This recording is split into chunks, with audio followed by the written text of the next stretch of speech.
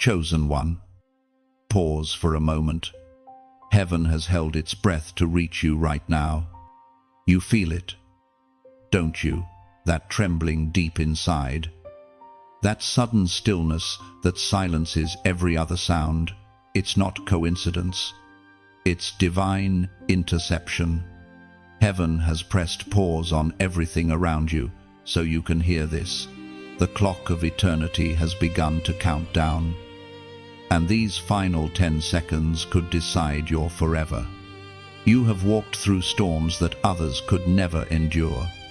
You've smiled through pain, kept quiet when misunderstood, and carried burdens no one ever saw. Yet, through it all, something inside you refused to die. That something was purpose, holy fire buried under ashes. Heaven has watched your endurance, your loyalty, your tears in secret. And today, God says, enough hiding. This is your awakening moment. The seconds are sacred now. The Spirit of God leans close and whispers, I have chosen you for such a time as this. The ground beneath your feet is holy. You are standing between what was and what will be. Every breath from this moment forward carries eternal weight. You see, not everyone hears heaven's whisper. Not everyone feels the divine pull in their soul. But you do. You always have. Since childhood, you felt different, drawn, burdened, set apart. That wasn't rejection, it was revelation.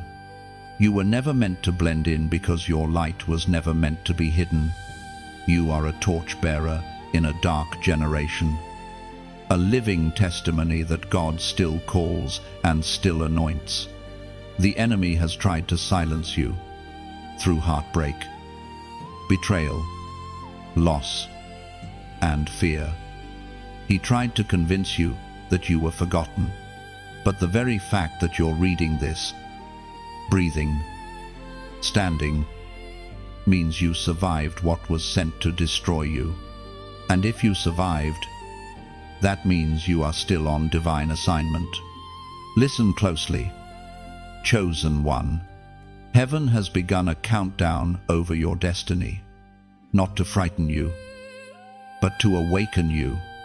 Each second that passes is a divine heartbeat reminding you that time is precious and purpose cannot wait. There is a call over your life that hell has recognized, and that's why the warfare has been so fierce. The attacks you faced weren't proof of weakness, they were confirmation of value. You were not designed to merely exist, you were crafted to influence eternity.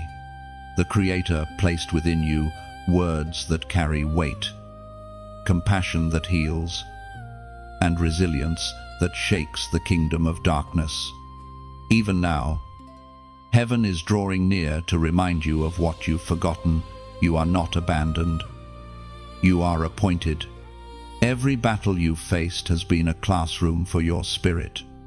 Every wound, a door through which wisdom entered. You are not broken. You are branded by experience, carrying the fragrance of survival. When you speak, heaven listens, because your words have been tempered in the fire of divine testing and refined by grace. The world may see scars, but heaven sees signatures, proof of divine ownership. Your pain has become prophecy. Your silence has turned into strategy. You carry the sound of redemption in your breath. When you move, realms shift. When you pray, darkness trembles. Because your existence is proof that purpose can resurrect from ashes. The voice of God thundered long ago through Isaiah. Chapter 43, verse 1. Fear not, for I have redeemed you. I have called you by your name. You are mine. Let those words sink into your soul. You are His, chosen, named, and known. You are not an accident of time, but a design of eternity. The same God who spoke light into existence is now speaking purpose into your spirit. His voice echoes through generations to call you by name. When he says, "You are mine," it isn't suggestion, it's declaration. And now, heaven watches, waiting for your answer. 10 seconds, 10 divine opportunities to align your heart with destiny. Every delay, every fear, every hesitation must fall away. The door is still open, but it won't stay open forever. This is not about religion, it's about response. Your obedience in this moment will shift everything that follows. So, rise, lift your head, let the tears fall if they must, but don't stay in silence. Heaven moves when you move. This is your moment to choose the eternal over the temporary, purpose over comfort, calling over fear. Before this moment ends, take a prophetic step of faith. Click the like, share this word, subscribe if you haven't, because every action you take is a declaration. I choose obedience. I choose alignment. I choose my destiny. And as you do, comment 777 below. Not as ritual, but as revelation, a sign to heaven that you still believe, that your countdown ends not in darkness, but in divine victory. Beloved chosen one, the clock has begun. What will you do with the next 9 seconds of eternity? The air around you still trembles from heaven's whisper. Time feels suspended, as if the universe itself is holding its breath, waiting for your next move. Everything is still. Everything is silent. Yet your heartbeat sounds like thunder in eternity's ear. You stand in a moment outside of time, between what was and what will be, and heaven watches to see what you will choose. This is not another ordinary pause. This is the divine intersection where destinies shift. The angels lean close, their wings brushing against the veil that separates the seen from the unseen. They know what this moment means, for they have witnessed others reach it and falter. Yet, heaven has hope for you, because you are different. You've been prepared for this exact stillness, even when you didn't know it. The silence is not empty. It is alive with spiritual tension. Between heaven's light and hell's shadow, there is a battlefield, and the ground beneath your spirit trembles with unseen power. You are the center of that conflict, the one soul whose decision will tip the scales. In this space, hesitation is warfare. Each second that passes without surrender invites darkness to whisper louder. The voice of deception always comes softly. You have time. You can decide later. But eternity has no later, it only has now. The illusion of delay is hell's oldest lie. Every moment of postponement strengthens the chains that hold you. Heaven's light, on the other hand, never forces it, invites. Gently, persistently, lovingly, there are two hands reaching for you. One promises ease, the other demands surrender. One flatters the flesh, the other awakens the soul. And deep within, you already know which one belongs to your Maker. You felt his hand before, in moments of peace you couldn't explain.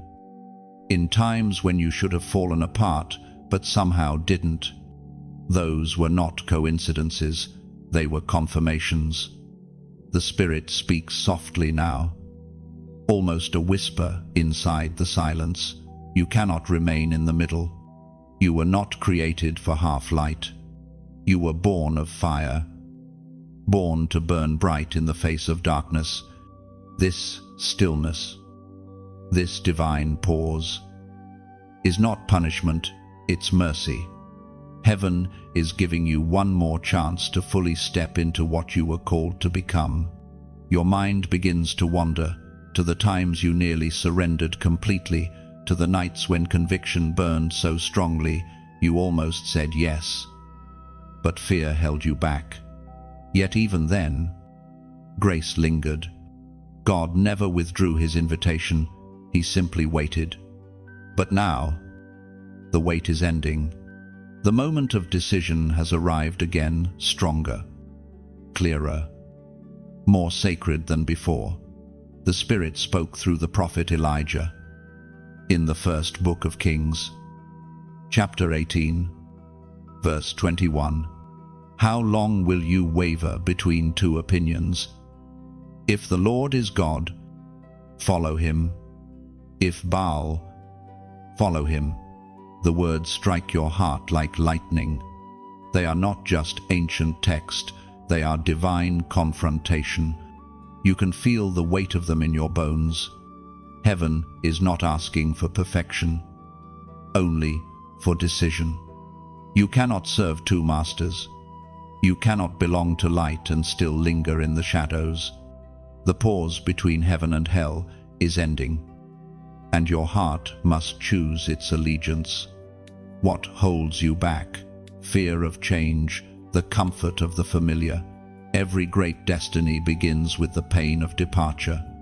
To follow God means to leave something behind, an identity, a habit, a history, but what you gain outweighs it all. The world offers temporary satisfaction. Heaven offers eternal significance. In this quiet space, your excuses crumble. You see the futility of delay. You realize that the longer you resist, the colder your spirit becomes. But here, now, the warmth of grace surrounds you again. It's gentle, but it's unmistakable. It calls your name not with anger, but with affection. It says, "Come home." You begin to understand that surrender is not losing, it is liberation. It is stepping into the design that was always meant for you. You are not giving up control, you are giving God permission to steer destiny back on course. The world may call that weakness, but heaven calls it wisdom. The tension grows thicker. You can almost feel the unseen realm leaning in. Every angel, every witness of heaven, waits to see what will happen next. The silence before your decision is sacred, filled with divine electricity.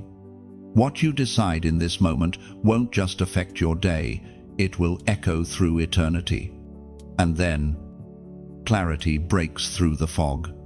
You realize that what's at stake isn't comfort, it's your crown. You can't live for both applause and anointing. You must choose one. The countdown resumes. 10, 9, 8, and your spirit rises with determination. The hesitation begins to melt away as the truth becomes undeniable. You were made for the light. When this stillness finally releases you, the world may look unchanged. The same walls, the same sky, the same life. But everything within you will be different. Because when a chosen one makes a decision in the silence between heaven and hell, all of creation takes notice. The realms shift. Eternity records your answer, and the next heartbeat becomes holy. You can feel the shift. Can't you? Something inside you has begun to awaken. The air feels heavier with meaning, as though all of heaven is leaning in, eager to see what you will do next. You stand on sacred ground, the aftermath of decision and the beginning of destiny. Every battle, every sleepless night, every tear you've shed has led to this moment. Nothing was wasted. You've wondered why life has felt like a constant war, why people you trusted turned against you, why doors slammed shut after you prayed for them to open. Why silence answered your cries for help. But chosen one, it was never punishment, it was preparation. The hand of God has been sculpting you through every storm, shaping your character to carry the weight of divine assignment. You see, destiny is not granted to the comfortable, it's entrusted to the proven. The furnace you've walked through wasn't meant to destroy you, it was designed to reveal what cannot burn. Every disappointment was a tool heaven used to refine your focus. Every betrayal was a classroom where you learned to trust God instead of people. You weren't rejected, you were redirected. You remember the seasons when everything fell apart. You were on your knees, questioning, why me? But if only you could have seen what the angels saw, the way your endurance terrified darkness. Hell panicked every time you refused to give up. The enemy realized something powerful that even broken, you still believed. And belief is the weapon hell fears most. The truth is, the pain that once nearly crushed you became the very thing that carved out capacity in your soul. Without the heartbreak, you wouldn't have learned compassion. Without the silence, you wouldn't have learned how to listen. Without the losses, you wouldn't have learned how to lead. Every season of suffering carried seeds of strength you would later need. We are reminded through the writings of David in the book of Psalms. Chapter 30, verse 5, weeping may endure for a night, but joy comes in the morning. You've endured a long night, chosen one, but look closely. The horizon of your spirit is changing color. The first rays of divine morning are breaking through. What felt endless is ending. What felt heavy is lifting. What felt hopeless is being rewritten by heaven's light. This isn't the end of your story, it's the introduction to your next chapter. And this time, you will move differently. You will speak with authority, walk with peace, and love without fear. You will no longer apologize for the fire within you, because it's not arrogance, it's anointing. You have survived too much to hide your light now. The same pain that once silenced you has become the platform from which you will speak freedom. But understand, this divine promotion often comes wrapped in trials. God never wastes pain, but He rarely explains it while you're in it. He allows pressure not to punish, but to prove what's within you. Think of gold, it doesn't shine until it's been through the flame. You are heaven's gold, and every trial was a refiner's fire, preparing you for purity of purpose. Look back, not to mourn, but to recognize the pattern of grace. How many times did you think it was over, yet you rose again?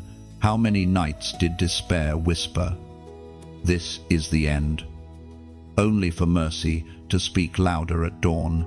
You didn't survive by accident. You survived because heaven refused to let go of you. You've been tested, not forgotten. You've been hidden, not discarded.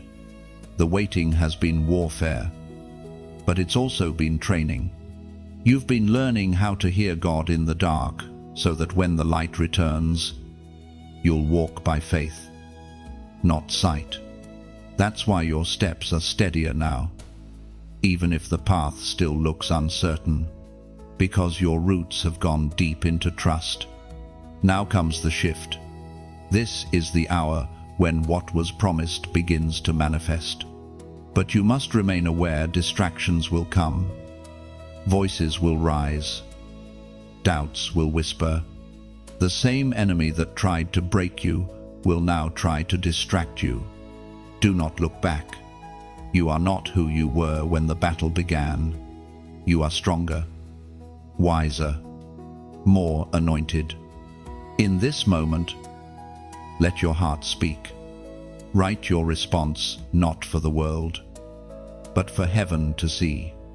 Declare your recognition of what God has done through the struggle. In the comments, type, "I'm still standing." Say it because you shouldn't have been able to endure what you did. Say it because you were counted out, yet you rose. Say it because your survival itself is a sermon. Every letter of that declaration is spiritual defiance against the forces that wanted your silence. When you write those words, you're not just commenting, you're prophesying over your own life that no weapon, no wound, no word ever spoken against you will prevail. Let your endurance become your testimony. You are not a victim of the storm. You are evidence that storms cannot drown the chosen. You carry within you the proof that God restores, that grace rebuilds, that purpose resurrects. The fire that tried to consume you has become the light guiding others out of their darkness. So lift your eyes, warrior of light. Your scars are not shame, they are sacred symbols of victory. Every tear you cried watered the ground where your miracle now blooms. You've walked through the valley, and the valley could not keep you. You've endured the night, and dawn has found you faithful. The silence that once wrapped around you begins to crack.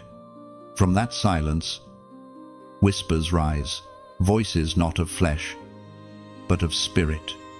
Some speak truth, others deception.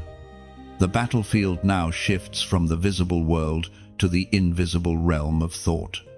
This is where the war intensifies. Chosen one, in the quiet corridors of your mind, you can almost feel the voices swirl around you. They do not come with horns or shadows, but with reason, doubt, logic. Maybe this isn't real. Maybe you're too late. Maybe you're not good enough. These words sound like your own thoughts, but they are not yours. They are the echoes of darkness, trying to reclaim ground that no longer belongs to it. The enemy doesn't need to chain your body if he can chain your belief. He knows that if he can convince you to doubt your worth, you'll surrender your authority before you ever lift your sword. That's why his weapons are subtle distraction, discouragement, delay. They arrive like soft whispers instead of storms, because subtle lies are often the most deadly. You are not the first to hear those voices. Every chosen one in history faced them. Moses doubted his ability to speak. Elijah questioned his strength. Peter denied under pressure. The greatest victories are born from the greatest temptations to quit. The more powerful your calling, the louder the lies that try to silence it. But truth always has a voice, louder still. You were not created to live in confusion. The Spirit of God has placed within you discernment, the ability to separate divine whisper from demonic deception. You know the difference. Even when fear clouds your mind, the voice of God brings peace. Even when it challenges you, the voice of darkness brings chaos. Even when it sounds comforting, listen carefully to the tone. Darkness says, "You'll never change." Heaven says, "You already are." Darkness says, "You're forgotten." Heaven says, "I never left you." The difference between the two is not volume, but truth. One imprisons, the other releases. One accuses, the other affirms. The battle between heaven and hell is fought in words, and every thought you accept becomes an agreement with one of those voices. You have the power to choose which one stays. The moment you refuse to entertain lies, their grip begins to weaken. You are not helpless in this war. You are heaven's weapon. Every word you speak in faith cuts through the atmosphere like lightning. When you declare light, darkness trembles. When you stand in truth, deception has no oxygen left to breathe. The apostle reminds us in his letter to the Corinthians, second book, chapter 10, verse 5, casting down imaginations, and every high thing that exalts itself against the knowledge of God, and bringing into captivity every thought to the obedience of Christ. This is not poetic language, it is divine strategy. Your mind is not a playground, it is a fortress.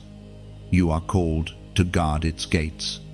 Every fearful thought, every whisper of inadequacy must bow to truth. You must learn to speak back to lies, not entertain them. Say to the darkness, I am chosen, I am redeemed, I am not what I used to be. Each declaration restores a piece of ground stolen by deceit. When you feel overwhelmed, remember this: the enemy attacks most fiercely what threatens him most deeply. The resistance you feel is not proof of weakness, it's evidence of your influence. Hell does not waste energy on the indifferent. If you feel surrounded by opposition, it's because you are carrying light strong enough to expose what's been hidden. There is a moment that comes in every battle when the noise reaches its loudest. And that moment always precedes breakthrough. The enemy roars before he retreats. Do not interpret the volume of attack as victory for darkness. It's a sign that it's losing power. The storm screams loudest before it collapses into peace. Stand your ground. Chosen one. You are not losing, you are lasting. You are outlasting the lies that have followed your bloodline for generations. The fear that once ruled your heart is losing its throne. You are being transformed not by comfort, but by conflict. Every time you choose truth over fear, the kingdom of darkness loses territory it can never reclaim. You were made for this fight. You were designed to discern, to stand, to shine. The voices that once intimidated you will soon fall silent before the authority you now carry. The same God who called you has equipped you. His Spirit surrounds your thoughts like armor. His truth fills your mouth like fire. And His peace settles on you like a crown. The storm begins to ease, but the air is still electric with aftermath.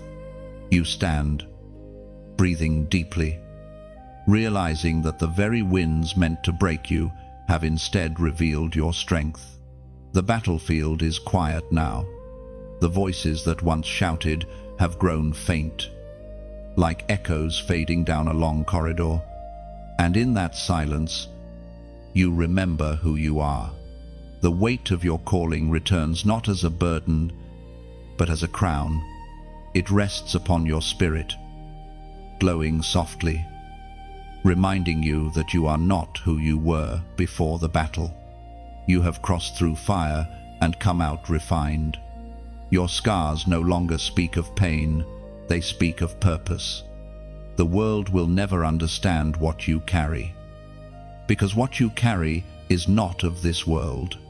You have become a living reminder that grace can rise from ashes. There is light in your eyes now, a reflection of the divine spark within you. The same power that resurrected Jesus now breathes quietly in your chest. You are the evidence that God is still writing redemption stories. And heaven has not just preserved you, it has prepared you. Think of a seed buried deep in the soil. For a time, it is hidden, unseen, forgotten. But in that hiddenness, something miraculous happens. Roots grow before branches ever reach the surface. The darkness that once felt like confinement becomes the womb of growth. That was you, chosen one. Every silent season was soil. Every delay was depth. Now, the roots of your faith are strong enough to bear fruit that will last. As you begin to walk forward again, you'll notice that the same world looks different through new eyes. The noise no longer controls you, because peace has become your compass. People may still misunderstand you, but your worth no longer depends on their understanding. You know who called you, and that's enough. For the gifts and the calling of God are without repentance. The Apostle Paul wrote those words in his letter to the Romans, chapter 11, verse 29. For the gifts and the calling of God are without repentance. Heaven does not change its mind about you. Even when you doubted, even when you stumbled, the call remained. It's still ringing now, stronger than before. And this time, you will answer with confidence, not fear. You've learned that obedience isn't about perfection, it's about persistence. The world needs the light you carry. There are people waiting for the sound of your testimony. Hearts still chained by the very darkness you have already overcome. When you speak, chains will tremble. When you move, hope will follow. You were not refined for isolation. You were refined for impact. If this message has stirred something deep within you, let it continue to grow. Keep the fire alive, like the oil lamps in ancient temples. Your light needs fuel to burn brighter. When you share this message, you are passing the flame to another soul, wandering through the dark. When you click the like, it's not vanity, it's agreement. You're saying, yes, I receive this light. And when you subscribe, you're not joining a channel, you're joining a movement. A gathering of those who still believe in redemption, who still choose faith when the world chooses fear. You're standing among modern-day warriors, those who are learning, like you, to rise again and again. If you feel led, you can even give sow into the very message that sowed into you. Think of it not as a donation, but as a seed planted in divine soil, just as rain multiplies harvest. Your giving allows the light to reach farther, to touch another weary soul on the edge of surrender. Heaven measures generosity not by amount, but by intention. Even a small act can echo through eternity when done in faith. This is how revival spreads, not through noise, but through hearts awakened one by one. Each like is a spark. Each share is a torch passed on. Each gift is a drop of oil keeping the fire alive. You are part of this story now, part of this unfolding wave of light that refuses to bow to darkness. So, as you breathe and let these words settle, know this: you are not just hearing a message, you are becoming one. Your life itself will speak. When others see you, they'll see the reflection of grace that chose you, shaped you, and sent you. You are God's chosen instrument, tuned for this generation's song of hope. And like a harp in the hands of heaven, your story will play a melody that heals hearts you may never meet. The music has begun. Let it play through you. Keep shining. Keep standing. Keep giving the light a place to burn, because this world still needs witnesses of wonder, and you, beloved, chosen one, were always meant to be one of them. Heaven begins to move again slowly, deliberately, like a great tide shifting in your favor. You can sense it in the air around you, a sacred stillness before breakthrough. The atmosphere feels charged with memory, as if unseen hands are rewinding the story of your life before your eyes.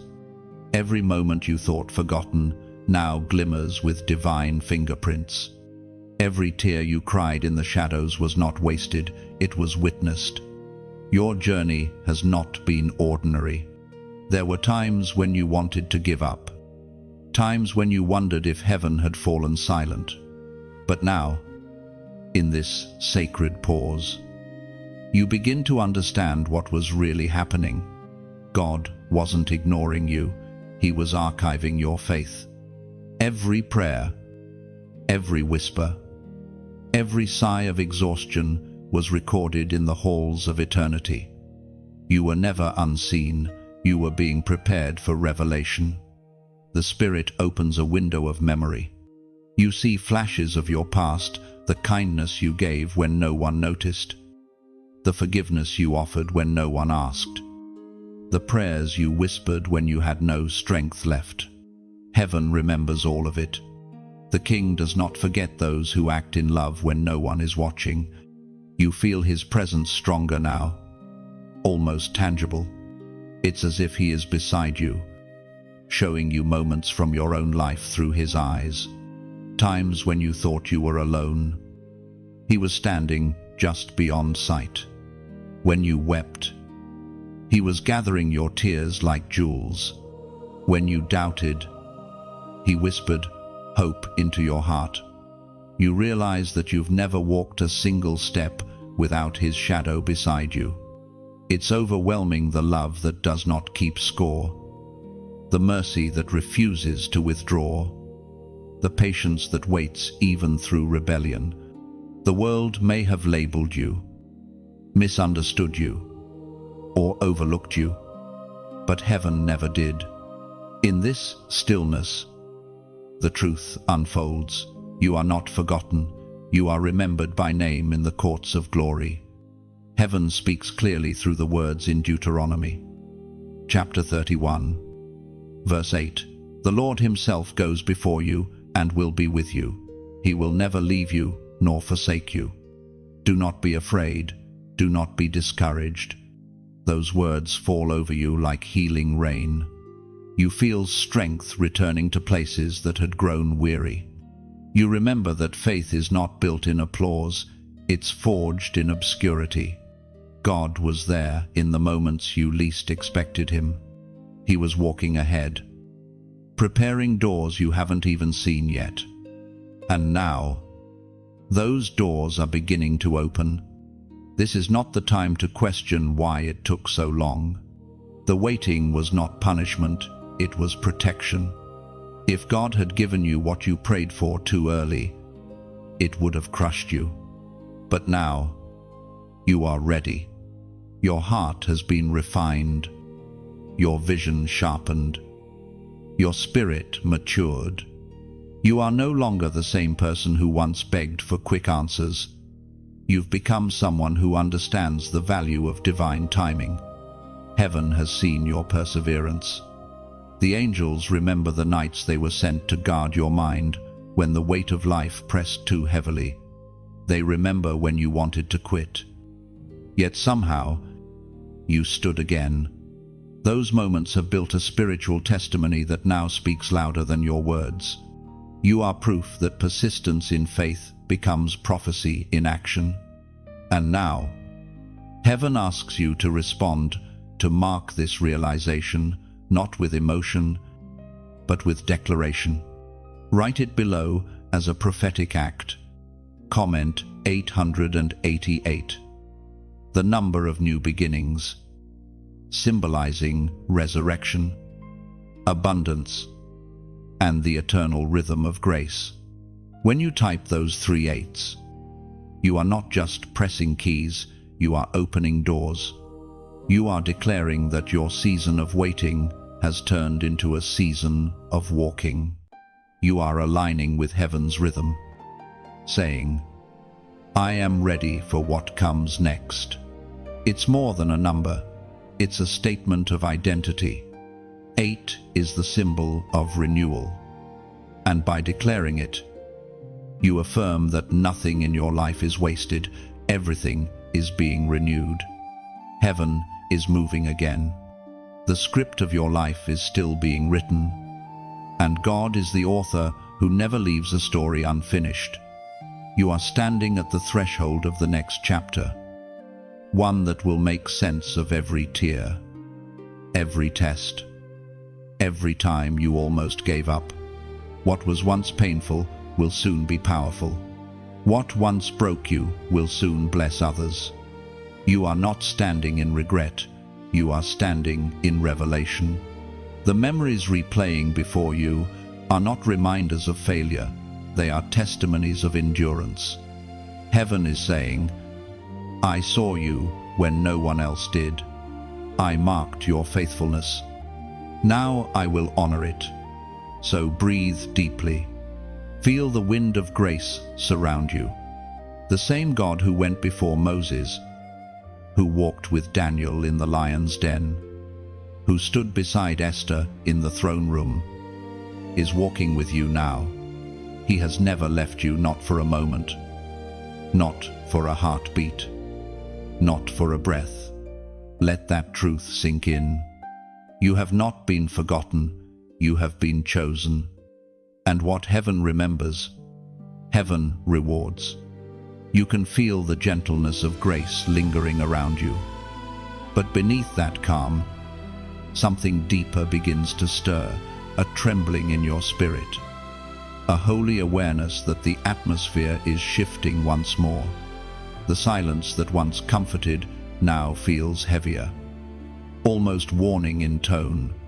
There is a quiet urgency rising, like thunder preparing to roll across a dark horizon. The Spirit is whispering again. But this time, the message carries weight.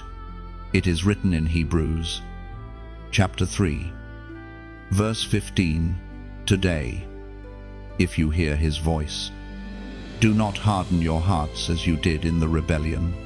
The words echo in your spirit, heavy and alive. They are not threats, they are pleadings. The Father is not angry, he is urgent. Heaven knows how fragile time truly is. It knows that every ignored whisper grows quieter until only silence remains. And silence, when it comes from heaven, is the loudest judgment of all. You begin to understand now that delayed obedience is not harmless, it is costly. Every time you postpone the voice of God, something precious weakens within you, a sensitivity, a spark, a divine awareness. It doesn't vanish all at once, it fades slowly, gently, until one day the call comes and your heart no longer responds. That is when mercy steps back. The Spirit does not abandon easily, but it cannot dwell where it is consistently resisted. Light does not negotiate with darkness, it withdraws when unwelcome. That is why heaven speaks so strongly now, pressing upon your conscience like fire. This is not condemnation, it is protection. You are being called to awaken before grace turns to grief. Think of a candle burning in a dark room. The flame flickers, steady yet fragile. As long as it is tended, it gives light and warmth. But if neglected, if the wick is left untouched and the wax allowed to drown it, the flame will fade, and the darkness will reclaim the room. That candle is your spirit. The light of conviction is still burning, but heaven is urging you to tend it before it's too late. Mercy is patient, but patience has purpose. It lingers long enough to awaken love, not to enable rebellion. Every opportunity to turn back is a gift, not a guarantee. The Spirit waits not because it is powerless, but because it is love itself. And love always gives space for choice. You may remember moments when conviction felt sharp, when a message pierced your heart, when tears came without reason. That was God drawing near, revealing that he still desired your closeness. Those encounters were sacred, they were proof that heaven still pursued you. Yet each one also carried a question: will you respond this time? The truth is simple, yet sobering. You are one decision away from restoration, and one refusal away from regret. There is no middle ground left. Heaven has drawn the line because your purpose is too vital to remain half awake. You cannot carry divine fire and still flirt with shadows. The days of delay are ending, not as punishment, but as invitation. In this still moment, the Spirit is asking for your awareness. It is time to recognize the value of conviction, to see it not as discomfort, but as proof that heaven still calls your name. Conviction is not condemnation. It's evidence that God hasn't given up on you when He stops correcting. It's not approval, it's absence. And absence is what the soul fears most. You were never meant to live outside the warmth of His presence. Every rebellion, every season of distance has left your heart colder than you admit. Yet even now, mercy stands at your door, not demanding, not shouting, but waiting. The Spirit knocks softly, like the sound of a heartbeat against eternity's gate. If you listen closely, you'll hear it, the same pulse that has followed you through every detour, every mistake. The Father has not turned His face away. He simply waits for one word, yes. When that word leaves your lips, mercy floods back in like sunrise over a long night. But the moment is fragile.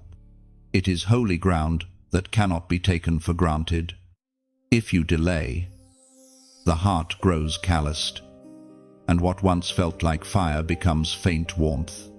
That is why heaven speaks now, before the final second falls away. You are being warned not because you are unworthy, but because you are wanted. The silence of judgment has not yet come. The door of grace still stands open, but its hinges are tightening, its threshold narrowing.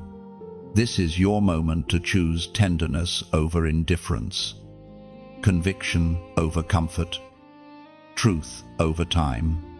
For the Spirit still whispers your name in love. And as long as you can still feel that whisper, there is hope.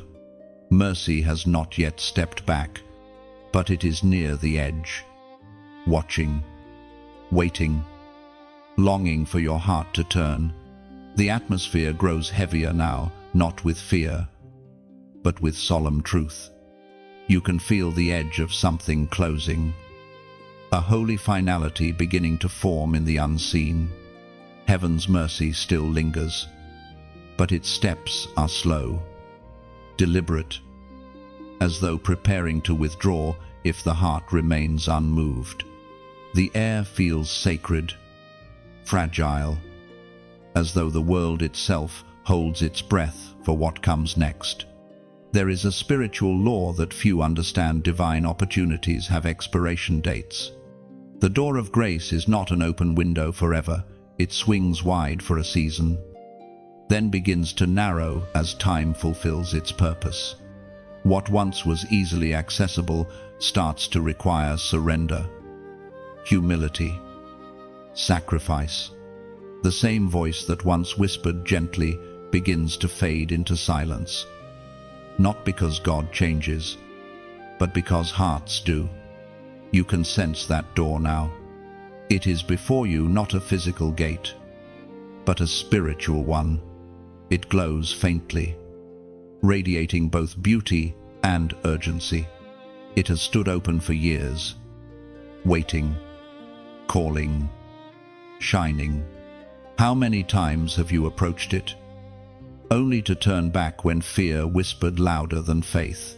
How many times have you placed your hand on its frame, feeling the warmth of heaven's presence, only to retreat when surrender seemed too costly? The Spirit spoke long ago through Genesis, chapter 7, verse 16, "And they that went in, male and female of all flesh, as God had commanded him, and the Lord shut him in." There is a sacred echo of that story in every generation.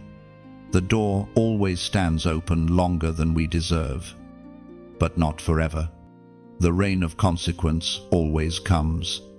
The closing is not sudden to heaven, but it always feels sudden to those who waited too long.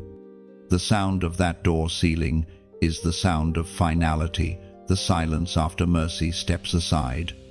You can almost feel the same wind Noah felt the stillness before the storm. Heaven's call is not shouted through thunder now, it is spoken through silence. The quiet you feel pressing against your soul is not emptiness, it is invitation. It is heaven saying, "Come inside before the rain begins." This door is not made of wood, but of grace. It does not swing on hinges of iron, but on the turning of your heart. The key is surrender. The motion is repentance.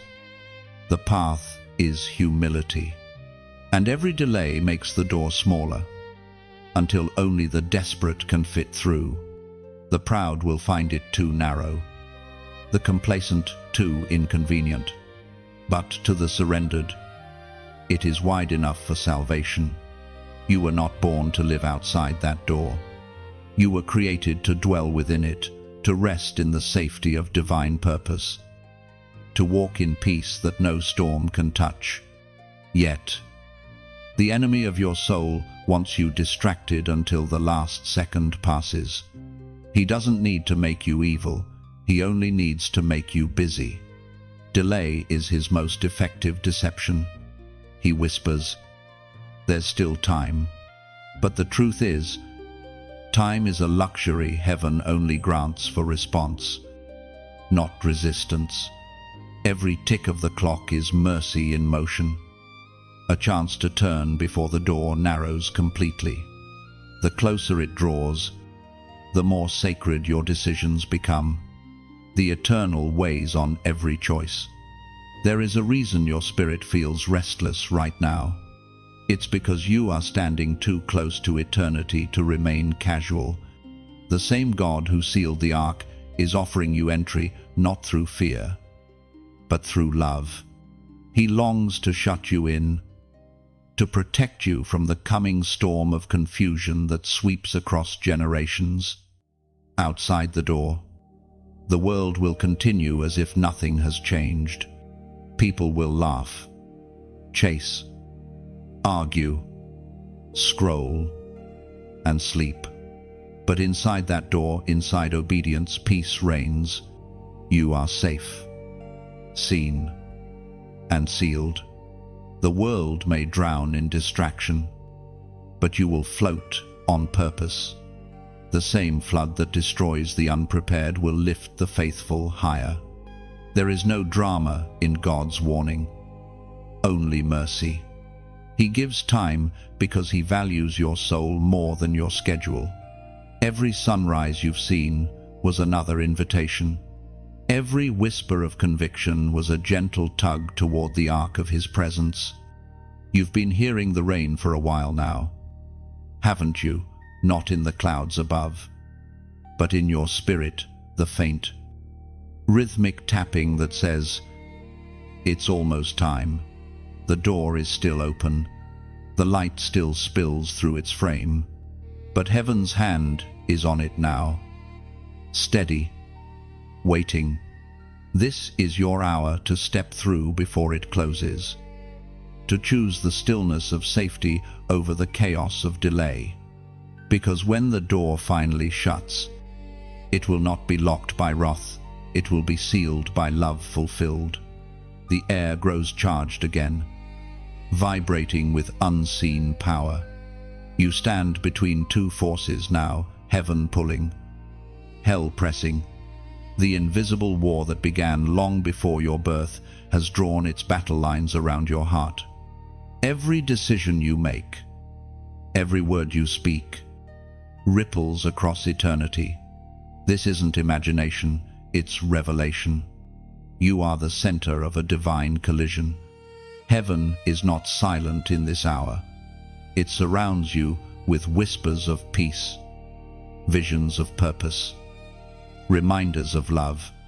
But darkness too has a voice. It doesn't shout, it strategizes. It studies your patterns, your wounds, your weaknesses. It knows when to whisper, when to flatter, when to sow doubt just softly enough that you'll call it your own thought. That is how the war is fought, not with visible weapons, but with persuasion. You feel it in your chest, the tension of two realms contending for your attention. Heaven says, "Trust me." Hell says, "Prove it." Heaven offers surrender, hell demands control. Heaven speaks of promise, hell feeds on pride. And somewhere in the middle stands your soul, pulled like a thread between eternity and illusion. Do not think you are powerless here. The very fact that you can feel this tension means your spirit is alive. The dead don't wrestle. The indifferent don't feel the pull. Only those chosen for greater things experience such pressure. Because pressure always precedes promotion. You are standing at the doorway of destiny, and both heaven and hell know it. The Spirit opens your eyes. For a moment you see the battlefield beneath the surface. Angels of light standing guard, their eyes burning with fierce compassion.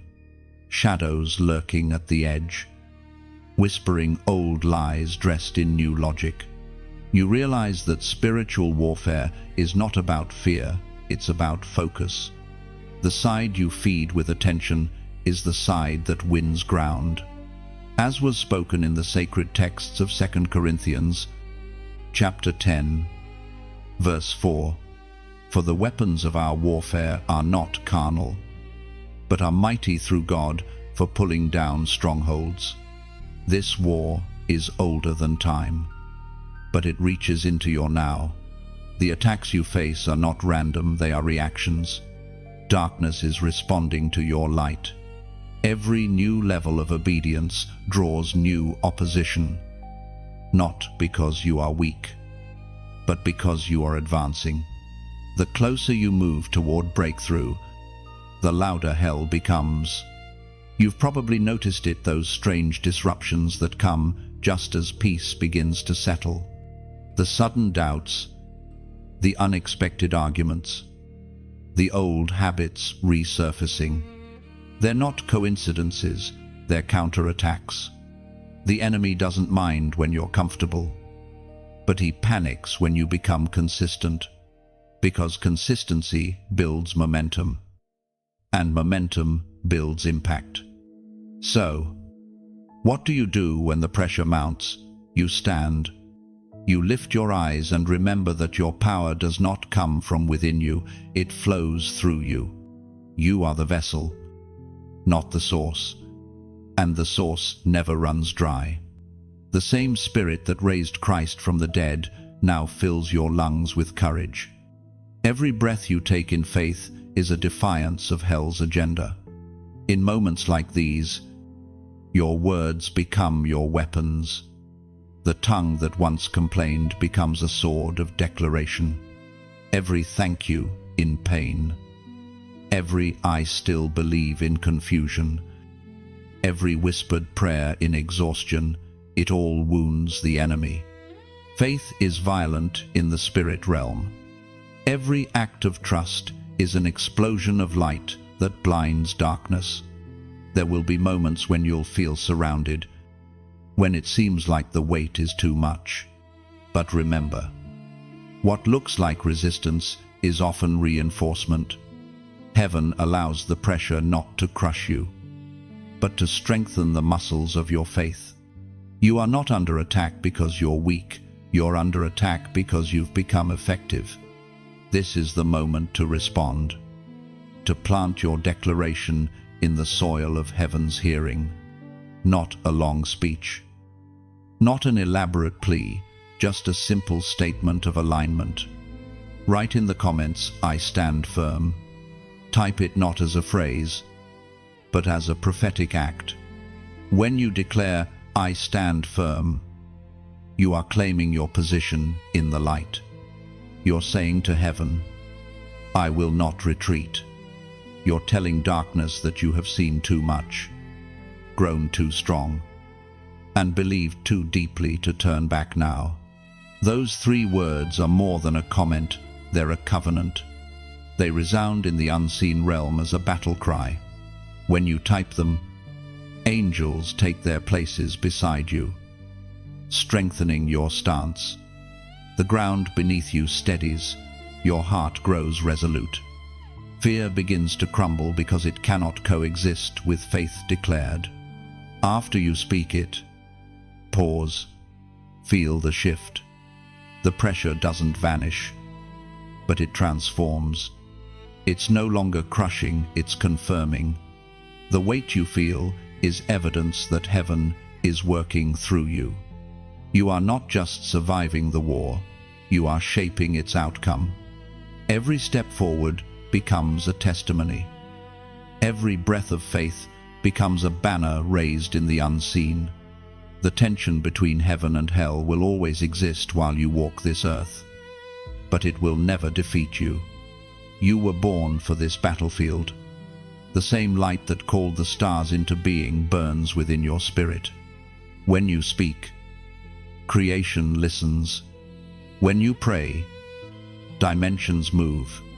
So, hold your ground. Chosen one. The battle is real, but so is your authority. You are not caught in the middle, you are carrying the victory that's already been written. The air begins to lighten. The storm that raged inside your spirit starts to soften into peace. You can feel it, a shift from warfare to worship, from battle to becoming. The noise of conflict gives way to the quiet hum of clarity. Heaven has spoken, and your soul now vibrates at the same frequency as purpose. You've heard the whispers of the enemy, but now you hear something stronger, the prophetic voice within you. The one heaven planted long before the world ever tried to silence it. It speaks not from pride, but from presence. It doesn't shout, it sings. It calls you by the name written on your spirit before your birth, chosen. There is a stillness that comes after victory, and it's here now. You stand in it. The winds that once tore at you have now become gentle breezes guiding you forward. You're no longer running in panic, you're walking in peace. And with every step, you realize that all the pain you've endured was prophecy preparing to be fulfilled. As Jesus himself declared in the Gospel of John, chapter 10, verse 27, "My sheep hear my voice, and I know them, and they follow me," says the Lord Jesus. Those words are not history, they are heartbeat. Heaven has always known your voice. Even when you forgot his, you were never out of his hearing. Through chaos, through confusion, through every silent night, he recognized the sound of your soul calling home. That's why you're still here. Because you were never lost, you were being led. The prophetic voice inside you is awakening now. It doesn't speak in thunder, it speaks in alignment. It tells you to forgive where you once held anger. It tells you to rebuild where you once retreated. It whispers courage into places where fear used to echo. You don't have to force it, just listen. Obedience doesn't come from trying harder, it comes from hearing clearer. Imagine your life as a harp in the hands of heaven. Every string represents a season you've lived, some tight with tension, others loose with exhaustion. But when the divine hand touches it, every string, even the painful ones, begin to play harmony. Your story becomes a song of grace, and the melody reaches hearts you'll never meet. That's the power of surrender. It turns scars into symphonies. Now, as this sound fills the air, let it travel further. There are souls wandering in shadows right now who need this same reminder of hope. When you like this message, you're not pressing a button, you're lighting a signal fire that others can see from their own dark valleys.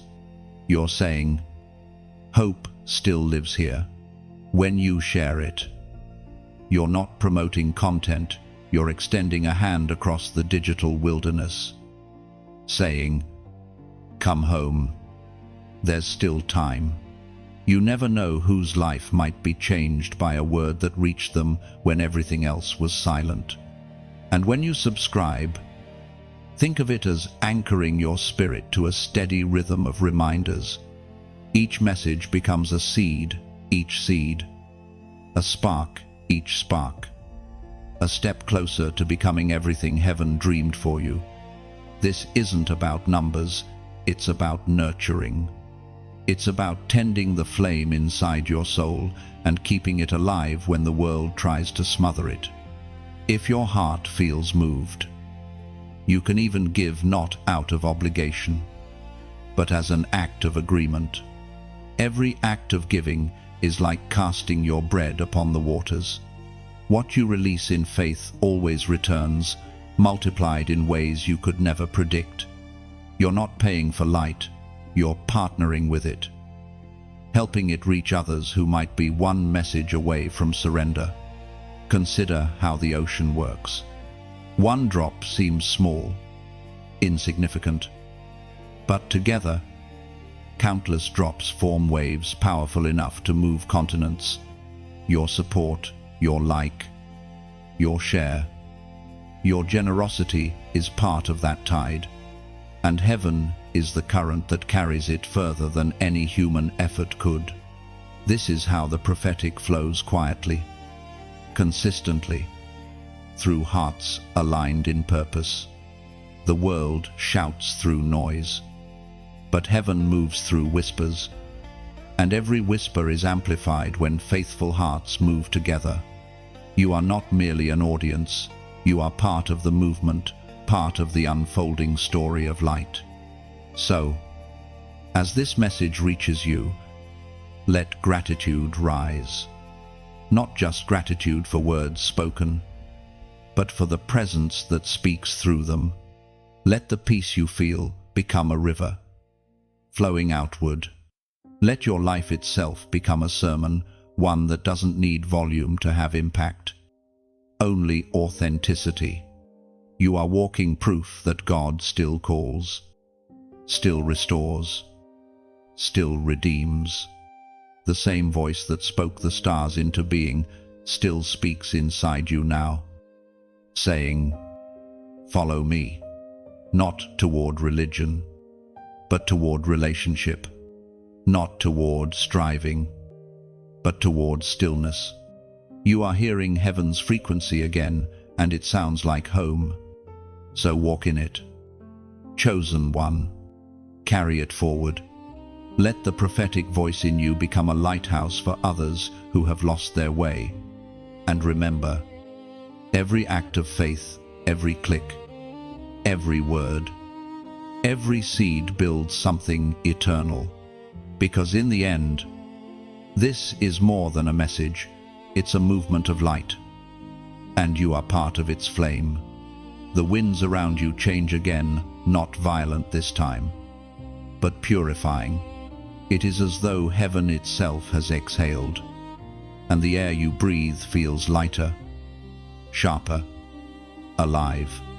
You sense a new kind of fire stirring within you, not the fire of battle, but the fire of refinement, the kind that doesn't destroy, but defines, the kind that strips away everything that isn't meant to remain, leaving only what is true, holy, and eternal. You remember the heat of your trials, the moments when life felt too heavy to bear, when you wondered if your prayers were reaching anywhere at all. You questioned. Why me, you asked? Where are you, God? But now, looking back through the lens of revelation, you see the pattern. The flames that threatened to consume you were actually the very tools that cleansed you. What you thought was punishment was purification. The prophet wrote about such fire in Malachi, chapter 3, verse 3. He shall sit as a refiner and purifier of silver, and he shall purify the sons of Levi, and purge them as gold and silver, that they may offer unto the Lord an offering in righteousness. The fire came in many forms: loss, betrayal, heartbreak, silence. Each one felt unbearable in its moment. But each one burned away something that could not go with you into your destiny. Pride, fear, dependency on people, the illusion of control. One by one, they melted. You begged for the pain to stop, not realizing that the pain was the proof of progress. Gold does not shine because it's perfect, it shines because it's been tested. You shine now not because life has been easy, but because you refused to quit in the middle of the flame. That refusal was your offering. That endurance was your worship. Look at yourself through heaven's eyes now. The ashes have settled. The glow of refinement rests on you like dawn after a long night. The very things that once scarred you now sparkle with purpose. You are learning that glory and suffering often share the same stage. One introduces the other. The greater your calling, the hotter your fire must be. Do not despise the process. Every great soul is forged in the same furnace. Moses had his wilderness. Joseph had his prison. David had his cave. Even Jesus had his Gethsemane. The oil of anointing is pressed from olives crushed beyond recognition. If you have been crushed, take heart. It means you are being prepared to carry something sacred. There is a moment in refinement when the craftsman sees his own reflection in the metal, and he knows it's ready. That is what God has been waiting for, not your perfection, but your reflection. Every time you chose forgiveness instead of bitterness, you became a clearer mirror. Every time you praised through pain, the image became sharper. Now, he sees himself in you, and the process begins to slow. The fire dims, not because it failed, but because it succeeded. You can feel the difference inside. The anxious striving has faded. The need to prove yourself has melted away. There is quiet strength now, unshakable, calm, resolute. This is the reward of the furnace, the peace that comes when the fire no longer frightens you. You have been through enough to know that flames don't end you, they elevate you. Still, refinement never truly stops. It simply changes form. The outward battles give way to inward shaping, and this inner transformation is what makes you unstoppable. The enemy cannot manipulate a heart that has already surrendered everything. When you've lost it all and found God still there, you become untouchable. The refiner sits nearby, watching you with satisfaction. He no longer needs to adjust the flame, only to polish the shine. The dross has fallen away, and what remains is strength clothed in humility. You have become the kind of vessel that heaven can trust. You may not realize it yet, but others will soon be drawn to your light. They will ask how you endured, and your answer will not be theory, it will be testimony. You will tell them, "The fire didn't destroy me, it revealed me," and they will listen. Because the authority of your voice will carry the sound of authenticity, the sound of someone who has walked through fire and come out gold. Every ember in your story matters. Every flame had its purpose. You are living proof that what is refined by God can never be ruined by man. The heat you once feared has become the warmth that others will gather around. You have become a living altar.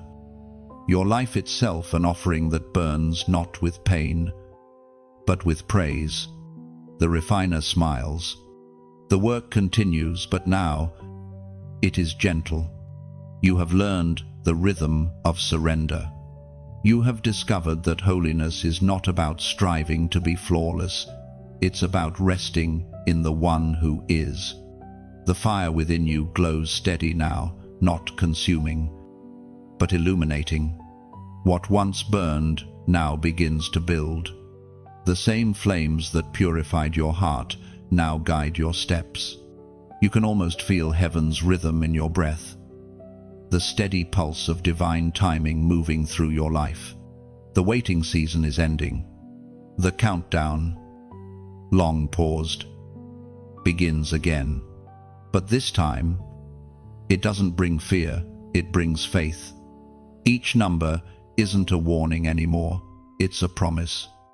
Every second that passes is not a loss but a gift, a sacred echo, reminding you that your story is accelerating toward fulfillment. You no longer run from time, you walk with it. Because now you understand it's not running out on you. It's working for you. The final countdown has resumed. The air around you hums with the unseen sound of destiny in motion. 10, 9, 8. The numbers aren't about seconds, they're about surrender. They are the rhythm of release, the drumbeat of obedience, the sound of a heart that has finally aligned with heaven's clock. For years, you prayed for doors to open, not realizing that God was waiting for your timing to match His. Now it does. The divine alignment you longed for is here. Heaven and earth are in conversation again, and your name is part of that dialogue. The ancient psalmist once prayed a prayer that now beats within your spirit, as written in Psalm chapter 90, verse 12, "Teach us to number our days, that we may apply our hearts unto wisdom." Those words are not about counting time, they are about redeeming it. You've wasted enough days in doubt and delay. Now wisdom teaches you how to live every second with sacred intention. You've learned that eternity doesn't begin after death, it begins the moment you start living with purpose. Each second of this divine countdown is a chance to realign, to return, to respond. You can feel the nearness of heaven now, the tenderness of its urgency. Not the kind that terrifies, but the kind that transforms. The Spirit whispers, "I've been waiting for this moment for you to see time not as your enemy, but as my instrument." The clock in heaven is not measuring minutes, it's measuring hearts. Every heartbeat that syncs with divine purpose accelerates the unfolding of destiny. What felt delayed is now divine timing revealed. You begin to sense that the final seconds are not endings, they are thresholds. 8, 7, 6. Each number reverberates through your spirit like a bell tolling across eternity. With every count, something inside you loosens fear, regret, hesitation. They fall away like dust shaken from your sandals as you prepare to step forward. You are learning what it means to live as the chosen, not racing time, but redeeming it, not chasing purpose, but carrying it. You have become a vessel that time itself respects. The days that once slipped through your fingers now serve you, aligning circumstances, encounters, and opportunities with divine precision. And now, as the countdown continues, heaven calls you to mark this moment not with words of fear, but with faith. In the comments, type 444, a number of divine stability and angelic presence.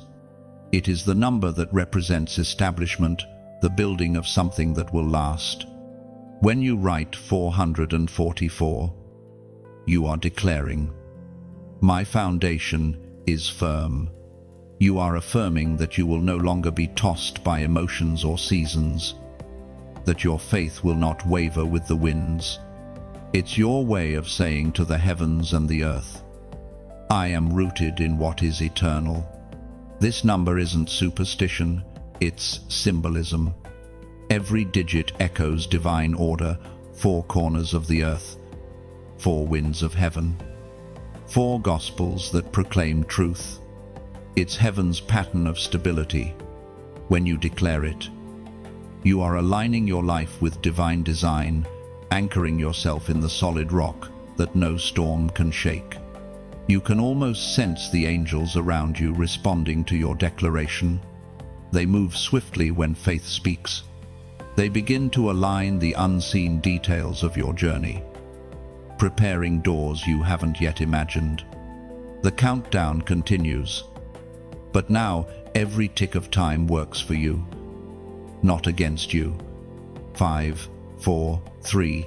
Each sound in your spirit is no longer the fear of running out, but the faith of rising up. You realize the countdown is not leading to an ending, it's leading to awakening.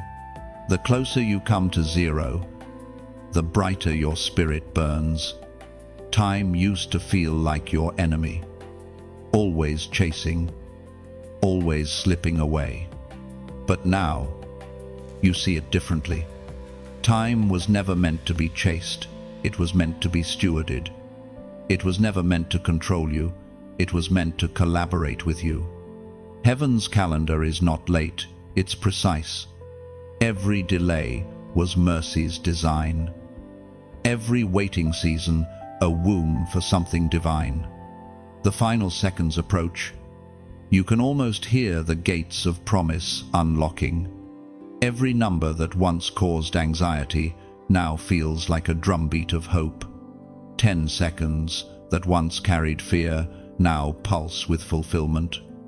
2, 1, and suddenly, silence. The countdown ends, but not with an explosion, with an awakening. The stillness after surrender feels holy. You realize that time didn't end, it bowed. It yielded to purpose. The moment you surrendered, the eternal entered the ordinary. The silence that follows the countdown is unlike any silence you have known before. It isn't empty. It hums with life. It feels as though the air itself has been saturated with meaning. Every molecule glowing with divine awareness. You stand there for a moment, hardly breathing, realizing that something invisible has shifted around you, and within you, you've crossed into something sacred, though you can't yet name it. It's as if heaven has drawn back a veil, revealing the unseen that was always present. The world looks the same, yet every color seems deeper, every sound sharper, every heartbeat slower and heavier with purpose. The boundaries between the natural and the supernatural blur. You are standing beneath an open heaven. In this stillness, you remember the promise that has guided every step of your journey. As recorded in Matthew, chapter 25, verse 21, "Well done, good and faithful servant. You have been faithful over a few things. I will make you ruler over many things. Enter into the joy of your Lord." The words do not echo, they settle. They fall softly on your spirit like warm rain. You realize they are not just future words meant for eternity's gates. They are present words spoken now. Here, over you. Heaven is affirming your perseverance. Every unseen act of obedience, every whispered prayer, every tear of surrender, it has all been counted. You are standing beneath the approval of heaven, not earned, but received, not forced, but freely given. The light grows brighter, and you begin to see shapes within it, shadows of wings, movements of beings made of radiance and sound, angels, countless and coordinated, move like wind across the horizon of the unseen. They are not strangers to you, they are witnesses. They have watched every step of your journey, guarding, guiding, recording. This moment is not a reward, it is recognition. You are not being crowned for perfection. but for perseverance.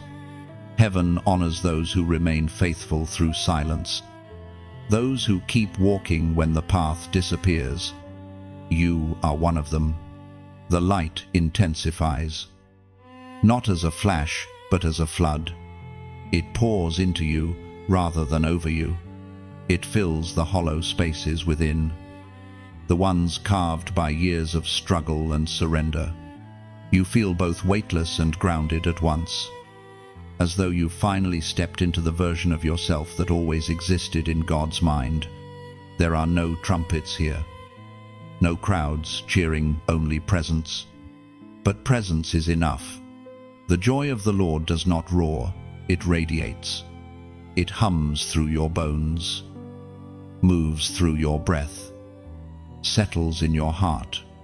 You can feel heaven smiling, not in distant approval, but in intimate delight. You understand something now. Heaven opens not only above those who perform great miracles, but above those who simply remain faithful. You have walked through darkness and refused to curse the light. You have been misunderstood and still chosen mercy. You have failed and still returned. That is why heaven opens, because heaven responds to hearts that refuse to close. You are not just a witness to this moment, you are part of it. The same light that shines on you begins to move through you, spilling outward into the world around you. The air hums with energy as the divine presence begins to expand, flowing through every word you will speak, every step you will take. You are being commissioned. Though no hands are laid upon you, only glory. The light thins, becomes almost transparent, but it does not leave.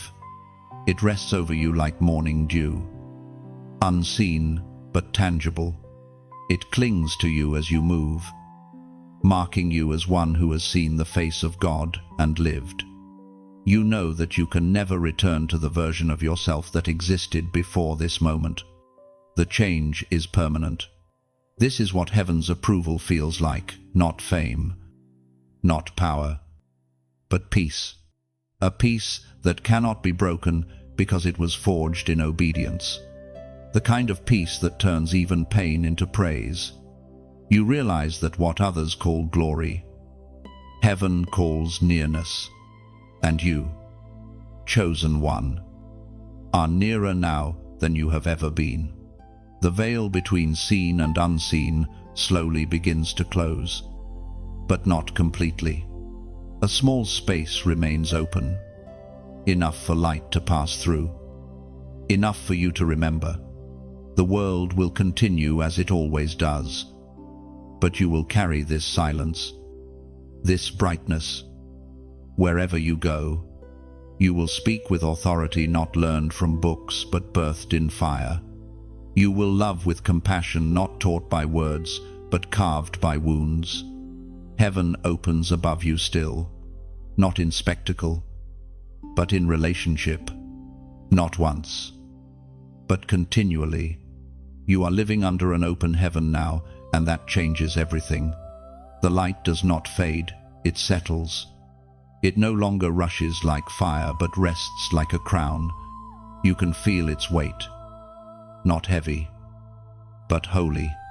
It sits upon your life as confirmation that the refining, the surrender, and the obedience have brought you to this place.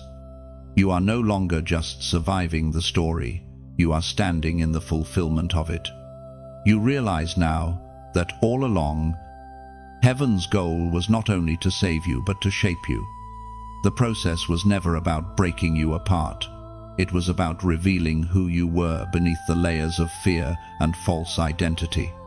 Every moment of pain was a hammer in the hand of the potter, molding you into something fit for glory. And now, you wear the mark of the remnant, the crown that cannot be seen by men, but is recognized by angels.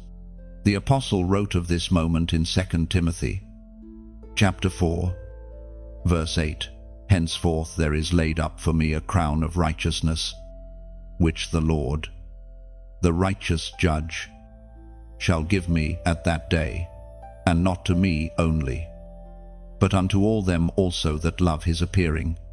Those words no longer sound distant, they echo in the chambers of your own soul. You understand them now. The crown is not merely a future promise, it is a present identity. The righteous judge has already seen your heart, and heaven has already recognized your endurance. You wear the proof of faithfulness, not as pride, but as purpose. You remember the moments when you wanted to quit, when your prayers felt unanswered, when your sacrifices seemed unseen, but heaven saw every one. Angels kept record not of your perfection, but of your persistence. You stood when others fell away. You loved when others grew cold. You believed when evidence said you shouldn't. And for that, heaven has written your name among those who overcome. This crown is not ornamental, it's functional. It is authority. It signifies that you have been trusted with revelation, with intercession, with the ability to stand in the gap for others who are still searching. The light of your crown is not meant to blind, it is meant to guide. Through you, others will find the courage to rise again. Through your scars, others will find their healing. Through your story, others will remember that hope still breathes. The remnant are not loud, they are luminous. Their power is not in display, but in endurance. They are not perfect, but they are purified. They are those who can walk through fire and emerge with compassion instead of bitterness. They carry heaven's fragrance, not because they've never been in the flames, but because they've stayed close enough to God to smell like His presence when they emerge. You, chosen one, are among them now. You are not simply one of many, you are one of the marked. Heaven has placed its signature upon your life, invisible to the world, but undeniable to the spirit. When you walk into a room, darkness recognizes you. When you speak, truth pierces through confusion. You are not boasting, you are bearing witness to what grace can do with a surrendered life. Your crown is not meant for display, it is meant for duty. You have been given responsibility with the glory. Every word you speak now carries weight. Every prayer you pray ripples through the unseen. The authority you carry is not positional, it's relational. It flows from the intimacy you've built in the furnace of faith. And yet, even with this crown, you feel humility, not pride. You realize that the journey was never about elevation, but about transformation. The true glory of the remnant is not their strength, but their surrender. The mark they bear is not the absence of scars, but the presence of grace. You touch the invisible crown in the silence of your heart. It feels both light and eternal. You understand now that crowns in heaven are not worn to boast, but to cast down. The greatest honor of the chosen is to lay their crowns at His feet in worship, to say, "All glory belongs to you." The light surrounding you flickers gently, steady as a heartbeat. You sense the rhythm of heaven moving through you, marking you as one who has overcome. You are crowned not because of what you did, but because of who you became through what you endured. The remnant stands tall, not in self-confidence, but in sacred confidence. And somewhere deep inside, your spirit whispers gratitude, not loud, but lasting. Thank you for the fire, for it forged my faith. Thank you for the crown, for it reminds me who you are. The weight of your crown still rests upon your spirit, but it no longer feels heavy, it feels holy. You move differently now, not out of pride, but out of peace. The fire has passed. The refining has finished. And the purpose that once seemed distant now beats steadily within you. Heaven has not only called you chosen, it has commissioned you. The mandate of the chosen is not to sit in silence, but to shine in service. You have been entrusted with revelation, not to hoard it, but to release it. The world is darker than ever, and every flicker of light matters. You are that flicker, small in sight, but mighty in spirit. Heaven has assigned you to carry hope into hopeless places, to speak when others are afraid, to build when others only break. You can feel the responsibility of it, not as pressure, but as privilege.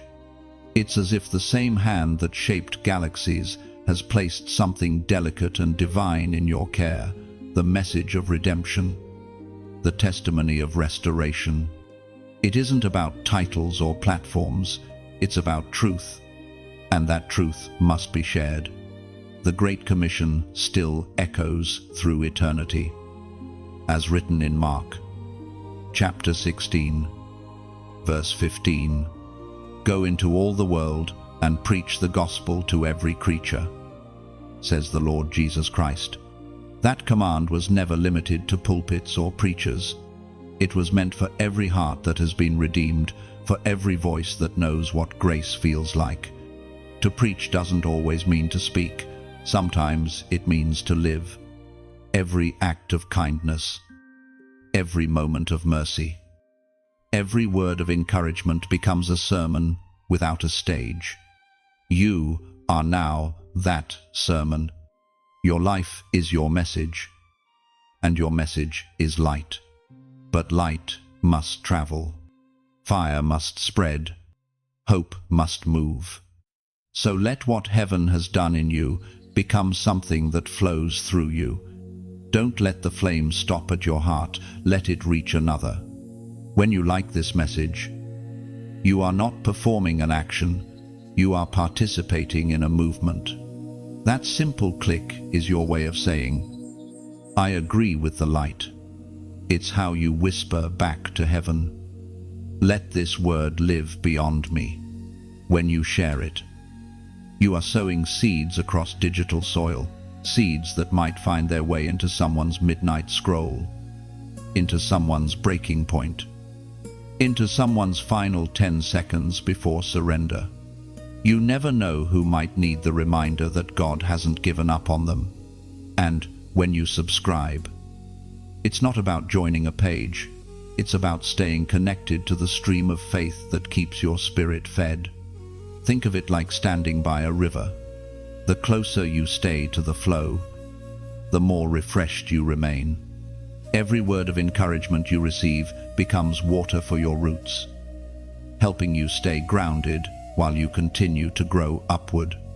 If your heart stirs deeper still, if you feel that inner nudge to give, do it not as a transaction, but as a declaration. Giving is not about losing, it's about releasing. It's how you say, I trust that what I sow will multiply beyond my sight. Imagine a single candle lighting another one tiny spark that doubles the light. That's what giving does. It turns gratitude into motion. Every seed you plant, whether through kindness, through support, through generosity, echoes beyond the moment. You may never see the full harvest, but heaven does. The angels measure not the size of the gift, but the sincerity of the heart that gives it. Every act of generosity keeps the current of hope flowing, allowing this message to reach one more life, one more soul on the edge of breakthrough. And while you're here, pause for a moment and breathe. Let these words settle. Then, in the comments, write what this message stirred in you. Write one sentence of faith, one phrase of truth, one small testimony.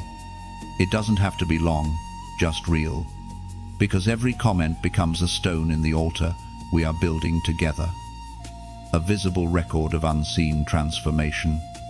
Think of this space as a garden. Every like is sunlight. Every share is rain. Every word you write is a seed. Together, we are growing something eternal, something that will outlast algorithms and outshine the noise of this world. Heaven reads what you write here. Your words don't vanish into pixels. They rise like incense. When you support, when you engage, when you speak, you are keeping the movement alive. You're not merely responding to content, you're co-authoring a legacy of light. This is how heaven expands through ordinary hearts, doing extraordinary things with quiet faith. So let your actions be echoes of your anointing. Let your generosity be a reflection of your gratitude. Let your participation be your prophecy that the work God began in you will continue to reach others through you. Because this isn't just about one message, it's about many voices rising together as one song. And as long as this light keeps burning through every like, through every word, through every act of faith, the world will never go completely dark. The world around you seems quieter now, as if creation itself has exhaled in relief. The warfare has faded into stillness, and the weight of responsibility has settled into rhythm. What once felt heavy now feels holy, and what once frightened you now feels familiar. You've come to understand something that only those who have walked through fire can know, that peace is not the absence of battle, but the awareness of victory. You stand in that peace now, and you can feel the truth of it reverberating through your spirit. Heaven is not far away. It is interwoven with every breath you take. The veil between the eternal and the earthly has grown thin, and your heart beats in harmony with something far greater than yourself. The light that once shone upon you now shines from within you. This is what victory feels like, not loud, not proud, but certain. It is the steady pulse of confidence that flows from knowing that the war has already been won. You no longer fight for triumph, you fight from it. The sound of eternal victory isn't thunder, it's quiet authority. It's the still, strong voice that whispers, "You have overcome." It was written in 1 Corinthians, chapter 15, verse 57, "But thanks be to God, who gives us the victory through our Lord Jesus Christ." That truth has become the melody of your existence. It is the anthem that plays in the background of your every step. Victory is not a moment, it's a state of being. You carry it now, woven into your very soul, stitched into your spirit by the hand of grace. You've stopped chasing proof of God's presence because you have become His proof. Every breath you take declares, God has been faithful. You begin to see how the tapestry of your life, once torn and tangled, now forms a pattern too beautiful to have been random. Every mistake became a thread of mercy. Every heartbreak, a stroke of color. The chaos that once consumed you has become art in the hands of the Creator. You can finally look back without regret, because you understand none of it was wasted. Victory isn't about conquering others, it's about conquering the version of yourself that used to settle for less. You are no longer driven by the need to prove your worth. You live from the truth that you were worthy all along. The armor that once felt like survival gear now feels like sacred attire. You wear peace like a shield, love like a sword, humility like a crown. You have learned the sacred rhythm of heaven, the rise after the fall, the light after the dark, the calm after the storm. Each cycle was a lesson in trust. Each season an invitation to see God's fingerprints in places you once thought were forsaken. You have become fluent in faith, able to recognize divine language even in life's silences. Look around you now. The world still spins with noise and confusion, but you move differently within it. The chaos no longer dictates your pace. You walk slowly, deliberately, as one who knows the finish line is already behind them.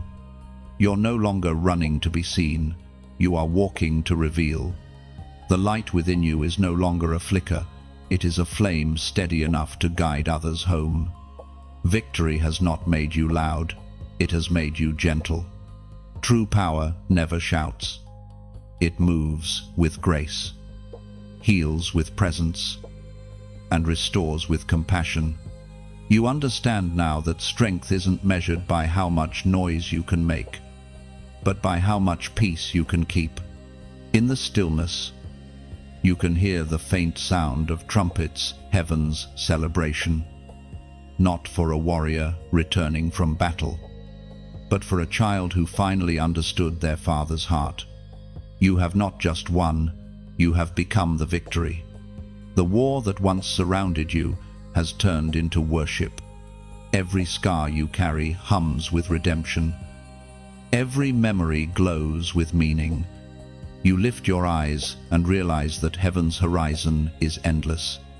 This victory is not a finish, it's a beginning. Eternity doesn't start when life ends, it starts when love reigns.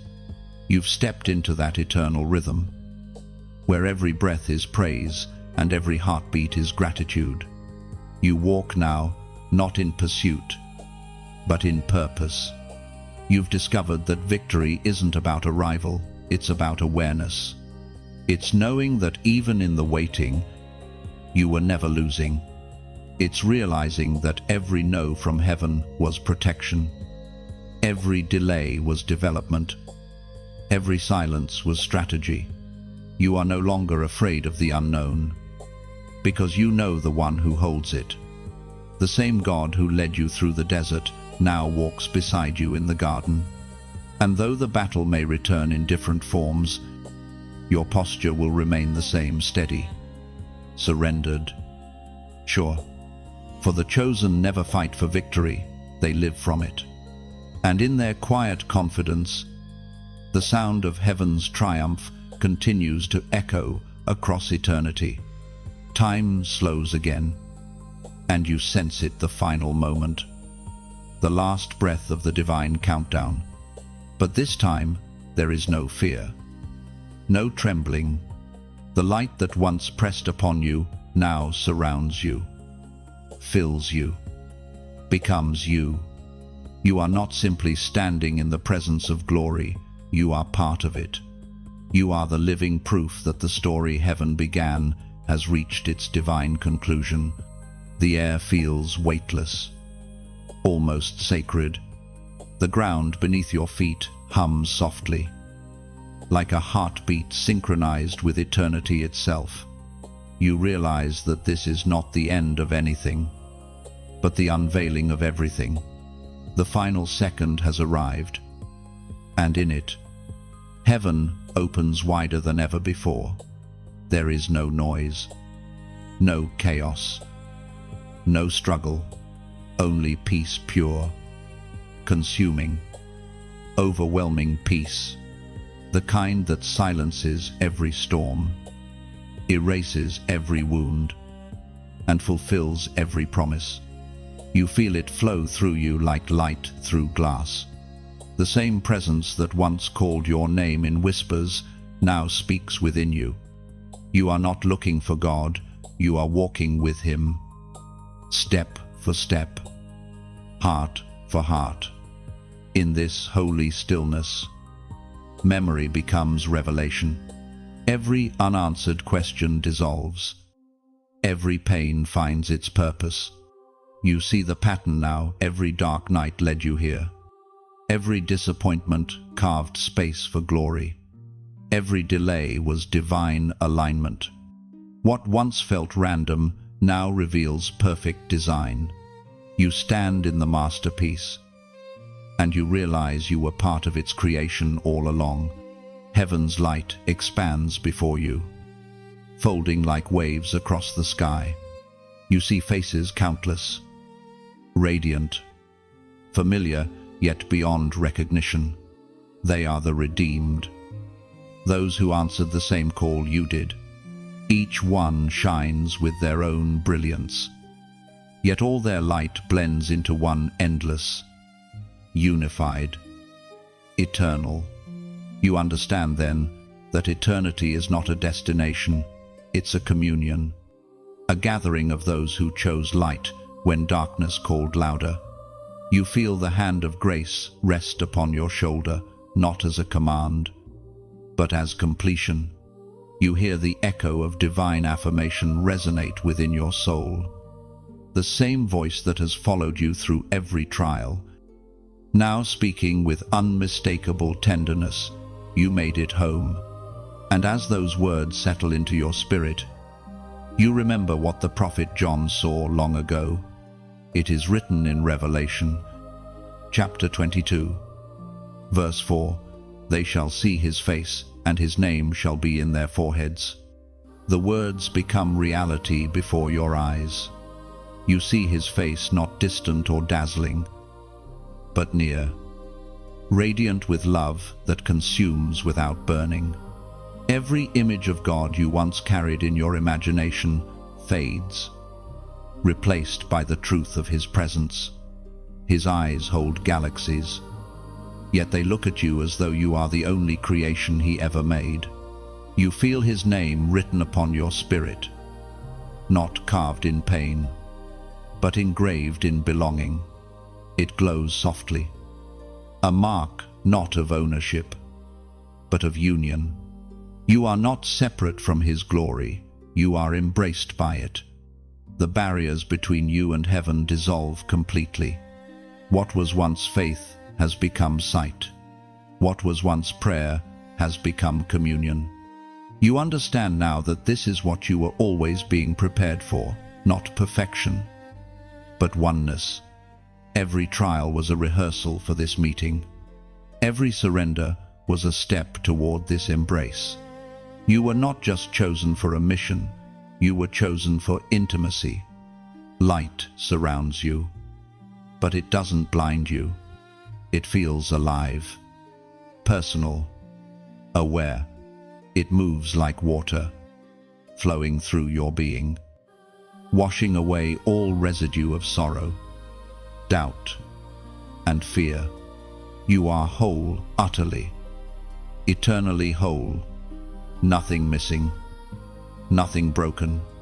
Every part of you harmonizes with divine rhythm.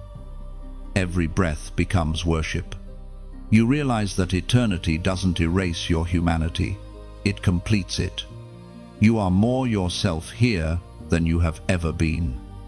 Every wound has turned into wisdom, every scar into story, every silence into song. You are no longer defined by what you survived, but by the one who carried you through it. You stand not as a wanderer anymore, but as a witness, one who has seen the face of love and been forever changed by it. The final second has ended, but what follows is not silence, it is symphony. Heaven sings, not with voices alone, but with light, with movement, with joy too vast for words. You close your eyes, not in sleep, but in surrender. The light presses closer, until there is no separation between you and it. And in that merging, you realize this is eternity, not an endless future, but an everlasting now.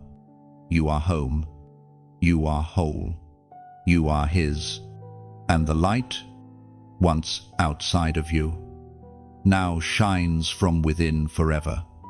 The light remains steady, eternal, alive.